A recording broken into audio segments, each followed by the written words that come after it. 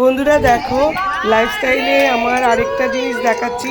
এই ডল বলে আমাদের একটা গ্রুপে ছোট বোন আছে, তার বার্থডে পালন হয়েছে সাউথ ক্লাবে, সেখানে গেছিলাম।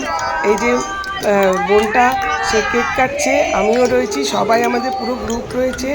ভীষণ এনজয় করেছি কেক কেটে। তারপরে আমরা প্রচুর খাওয়া দাওয়া করেছি।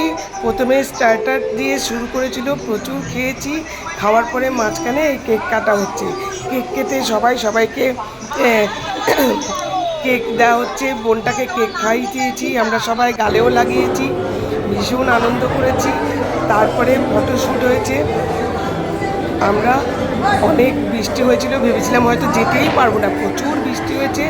কিন্তু যত যাবো তো নিশ্চয়ই, ছোট বোন বলে কথা, তার বার্থডে আমার। ও খুব সুন্দর, ওখানে একটা রুমও নিয়েছিল, সেখানে ও সকাল থেকেই গেছিলো, আমরা বিকেলবেলায় গেছিলাম। গিয়ে ওর কেক কাটিং হলো, তারপরে আমরা ডিনার করেছি, নাচ তোরা হয়েছে, ভীষণ এনজয় করেছি, গল্প আড্ডা হই চই করে আমরা তারপরে উবার বুক করে তারপরে যে যার বাড়িতে যে গাড়ি নিয়ে গেছে, যে উবার নিয়েছে, সবাই দৌড়চ্ছি। এই যে আমি আর এই ছোটো বোনটার ডল, ওর বার্থডে ছিল, ওর ছবি দেখিয়ে দিলাম। আগেও কেক কাটিংয়ের সময় তো তোমরা দেখেছোই। এই আমরা সবাই মিলে নানা রকম ফটোশ্যুট হয়েছে। এগুলো সব আমার বন্ধু, খুব প্রিয় বন্ধু, খুব সুন্দর বন্ধু। আর এই বোনটি এত মিষ্টি, কি বলবো, ভালো সার্ভিস করে এবং খুব মিষ্টি মেয়ে, ভীষণ মিষ্টি মেয়ে, সরল, ভীষণ ভালো মেয়ে। এই যে বর্ণালীও।